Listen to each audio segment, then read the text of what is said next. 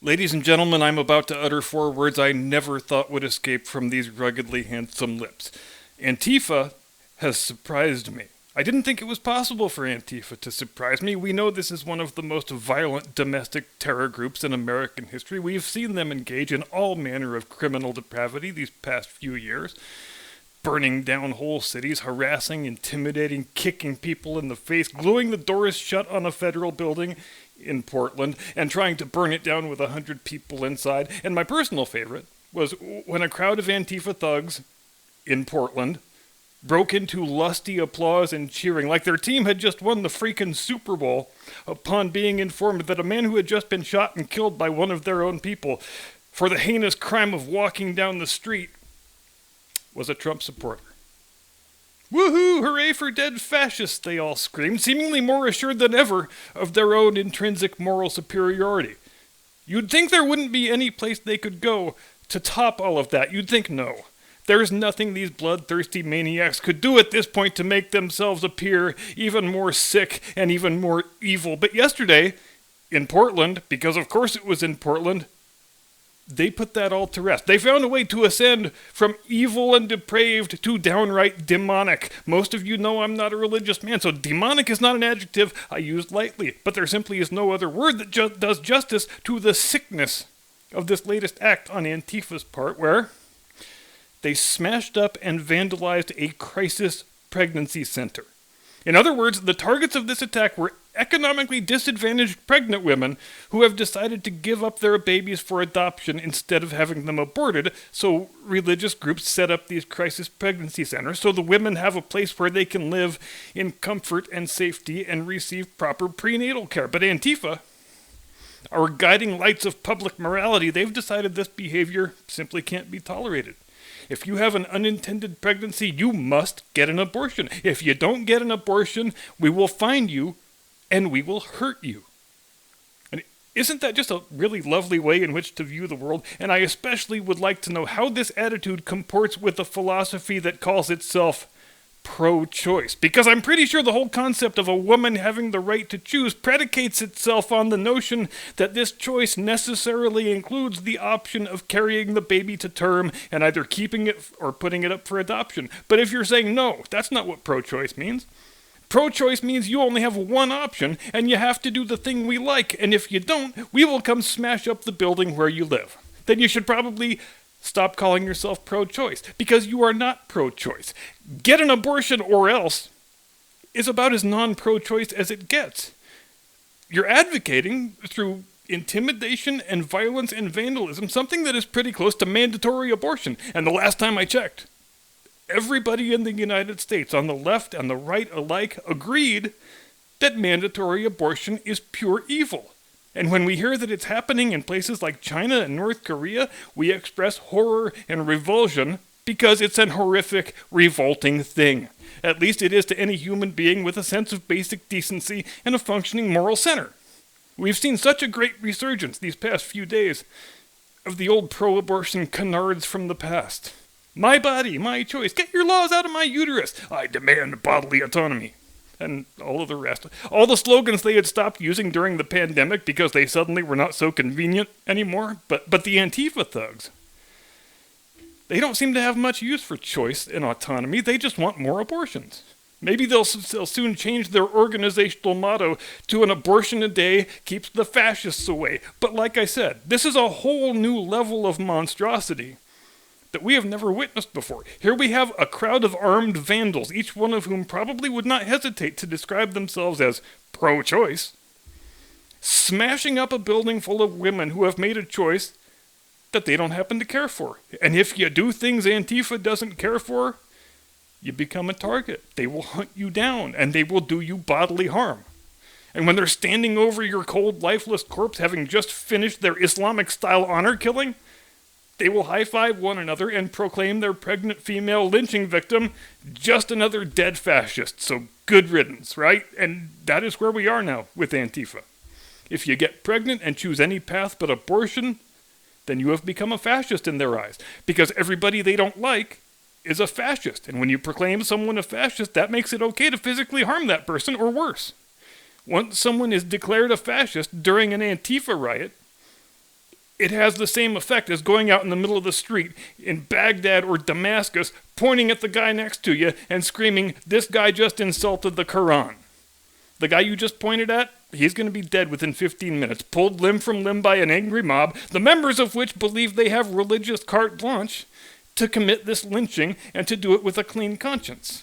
Did the guy in question actually insult the Quran? It doesn't matter, because every person in that lynch mob will go home and sleep like a baby with a clear conscience. I'm making the connection with religion because these are plainly religious acts by Antifa. People simply do not act this way except when they are possessed by some misguided religious fervor. And abortion has become quite literally a religious sacrament on the American left. So now we're starting to see religious-style violence associated with it. And just as amazingly, we have a presidential administration that refuses to condemn any of it. More on that momentarily. Jim Eagle, hit the music.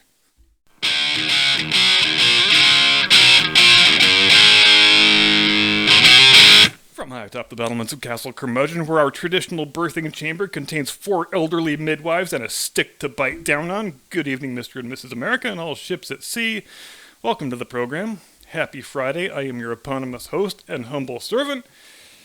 But then it's not a very happy Friday, is it? For everybody's favorite White House press secretary, the estimable and illustrious Lady Ginger McFirebush of Alabaster Farms, owner of the greatest nickname in YouTube history, if I don't say so myself, she exited the Brady briefing room for the final time yesterday, or at least until she returns as an MSNBC correspondent after her new streaming show gets canceled, which, maybe this is being overly generous, but I'm going to give her 60 days with the new show. It will last twice as long as CNN Plus. And I'm going to go out on a limb here and say her show will get at least as many viewers as my show does. Possibly even 1 or 2 more. So Karine Jean-Pierre is stepping into Lady Ginger's shoes in the most thankless job in Washington, being the one who has to change the sheets every time Joe Biden craps the bed, and I was racking my brain these last couple days, desperate to come up with a nickname for the new girl that I like even half as much as the old girl's nickname. I had a few candidates, but I wasn't really feeling any of them all that much, so I decided to take the tranquil approach. Stop fretting over it, put it out of your mind, and when it's ready to come, it'll come. That's what she said. And so yesterday evening, the tranquil approach paid off, and the new nickname hit me like a bolt from the blue. So ladies and gentlemen, please join me in giving a warm welcome to the first black female sexually non-normative press secretary in White House history. Put your hands together for Baghdad Buckwheat. Now that the nicknaming is out of the way, let's talk a little bit about this White House and this administration. It's been 5 days now since the draft opinion overturning Roe v. Wade was leaked to a Politico reporter, most likely, as it seems now, by a rogue law clerk in the office of Associate Justice and self-described strong Latina woman Sonia Sotomayor, which probably was everybody's first guess anyway. In the days since, we've seen an explosion of leftist rage, the likes of which we haven't seen since the George Floyd Memorial arson and looting orgy of 2020. We've heard calls for the actual abolition of the Supreme Court. We've seen the doxing of the 6 conservative justices, though I am loath to refer to John Roberts as a conservative, where their home addresses were posted to the internet and gangs of thugs were encouraged to descend on their residences for the purposes of harassment and intimidation. We have heard frenzied demands for packing the court, ending the filibuster in the Senate, and basically every other item on the Democrat Party wish list that can be tied even tangentially to the issue of abortion rights. The only thing we haven't heard yet is some idiot saying that overturning Roe v. Wade will be bad for climate change. But I have no doubt that John Kerry will be out with a statement to that effect within the next 36 hours. We also heard the President of the United States, such as he is, saying with a straight face that Donald Trump voters, who amount to 1 out of every 4 living Americans, are members of, quote, the most extreme political organization in American history, which I am sure will come as a relief to the members of the Ku Klux Klan, the Knights of the Golden Circle, the German-American Bund, the Black Panthers, the Weather Underground, the Symbionese Liberation Army, Planned Parenthood, and the American Federation of Teachers. Again, it has been 5 days. And how many Democrat office holders have been willing to say publicly that leaking draft opinions and doxing Supreme Court justices is bad and shouldn't be encouraged? One. Senator Mark Warner of Virginia.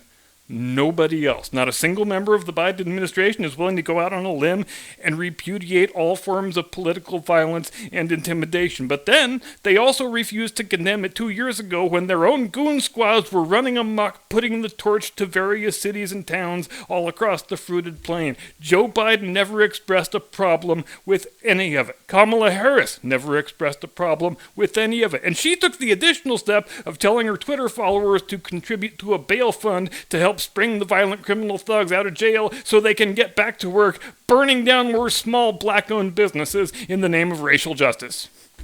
In her final press briefing yesterday, Lady Ginger, she was given 3 straight opportunities by Peter Doocy of Fox News, the only journalist in the room, to issue a condemnation or even mild criticism of the things the activist left has been saying and doing since the start of this week. Things that no decent person in their right mind could ever condone, and 3 times she flatly refused, and chose to just vomit out a bunch of silly platitudes instead. Well, what I would say to you, Peter, is that the president understands there is a lot of fear and frustration and anger out there, which is a statement you could make on any day about anything, and it would be true, because it's that nebulous and that meaningless. But then she slipped up. And she said something that was really remarkable. Doocy asks her if the president thinks it's appropriate for protesters to descend on the homes of Supreme Court justices. And this is her response. Direct quote. "I don't have any U.S. government position on where people should protest." Whoa! Come again? Did you actually just say there is no government position regarding what the appropriate venues are for political protest? Because I'm pretty sure you didn't mean to say that, and I would suspect that the several dozen people who are still being held in solitary goddamn confinement 16 months later on trumped-up nonsense charges relating to the events of 6 January 2021 at the Capitol, I think they would all gladly join me, if they could, in saying, Lady Ginger, you are full of shit. And speaking of people who are full of shit, Homeland Security Secretary Alejandro Mayorkas had to spend all day last Sunday doing in-person damage control interviews on all the fake news shows. So disastrous and embarrassing was the public rollout of the so-called Disinformation Governance Board and its intrepid leader, that noted TikTok songstress and wild-eyed leftist maniac Aufseherin SS, Nina von Jankovic. You know, I have to at least give Secretary Mayorkas this much credit. He is every bit as good at hiring subordinates as he is at securing the border. I mean, dude, the agency of which you are the head just hired this person for a very public role. She was given a very public introduction, followed by an entire day of media appearances, and to hear Secretary Mayorkas tell it, he has never heard of this chick before and has no idea what her background might be. He just kept reverting to big heaping helpings of word salad, as these people often do. Talking about, oh, she's fantastically well qualified. She's very widely respected. She is a renowned authority in the field. And if this was a world where journalism existed, we might expect the screamingly obvious follow-up question to be asked, like, what are her qualifications? By whom is she widely respected? In what field is she a renowned authority? But true to form, all you get is a fake news performance artist with a vacant stare on her face, dutifully nodding away like a medicated monk until the monologue ends. And I often get the same impression from Mayorkas that I do from Joe Biden, that this man has spent so many years lying, almost as a reflex action, that he doesn't even realize he's lying anymore. And it's even worse when he's testifying before Congress than it is when he does TV interviews. On Tuesday, this man declared with absolute certitude that his agency currently has operational control of the southern border. And all the Republican senators in the room just sat there dumbfounded in silence, their jaws on the floor, imagining how he could have just said the thing he said and said it under oath. But here is the thing. I don't think that was actually a lie. I think DHS does have what Mayorkas views as operational control of the border. He views operational control as meaning we are importing all the illegal aliens we want to import, the drug cartels are not being unduly inconvenienced, and the child sex traffickers are having their best year ever.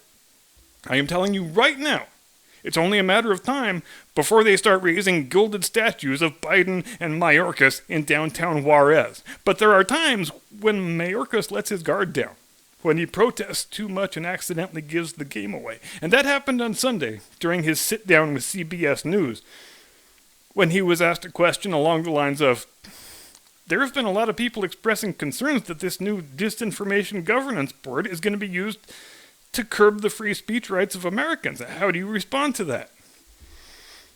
And Mayorkas, he literally throws up his hands and goes, no, no, no, no, no, no, no. It was 8 no's. I actually went back and counted. Now, where I come from, when you ask a person a yes or no question and they respond with 8 no's while reassuringly waving their hands around as if they're trying to fend off an attack by a pack of wild boars, that's basically the same as a yes. When he was finished with the avalanche of no's, here's what he said next. And this is another great example of word salad. Verbal tofu, if you will. Just a collection of words designed to take up space without actually saying anything. What it will do is gather together best practices in addressing the threat of disinformation from foreign state adversaries from the cartels and disseminate those best practices to the operators that have been executing and addressing these threats for years.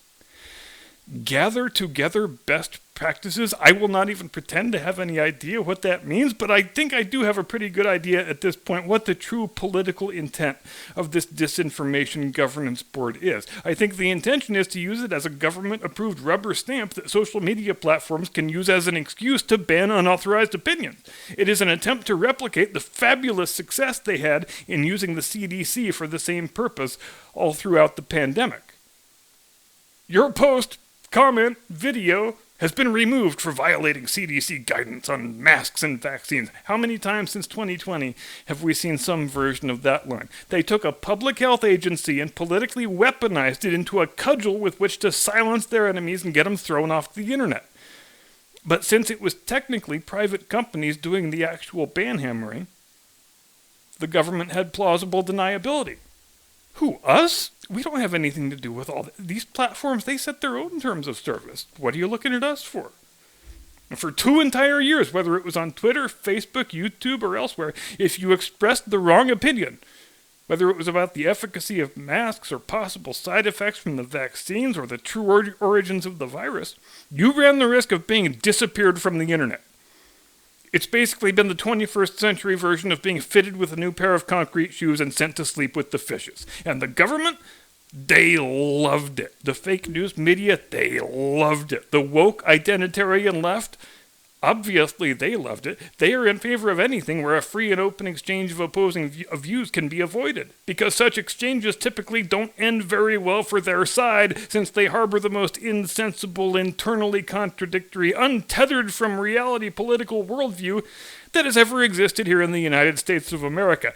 But now that the pandemic is over, they need a successor organization that can be weaponized to stifle unwanted speech in the same way they weaponized the CDC for that purpose. And so, enter Nina Jankowicz and her disinformation governance board, which Mayorkas is now referring to as a working group, in order to make it sound slightly less odious. But it's not working. So the plan is going to be for Nina and her group to put out a list of mainstream conservative views and label them all Russian disinformation. Then, when you make some comment that runs afoul of Democrat Party orthodoxy, you will receive an email saying, your comment contains statements that have been determined by the Homeland Security Department to be connected with foreign disinformation. We have removed the offending comment. You can't post for the next 7 days, and if it ever happens again, may God have mercy on your poor, wretched soul. And it was a pretty good scheme, actually, in theory. It might have even had a chance of working, but then something happened that they had not accounted for.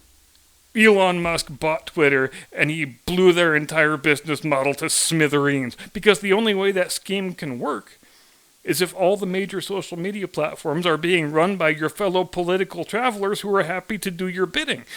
But with Twitter off the board now? Best of luck, Nina. We're all pulling for you. And with that, we will close out the week. Normally, I would say see you Monday, but we are in the middle of moving house right now, so I can't say exactly how next week's schedule is going to shake out, but I will attempt to squeeze in 1 video, possibly 2. Here is wishing everyone a pleasant, edifying weekend. I will see you when I see you. Until next time, do not comply. Get off my lawn.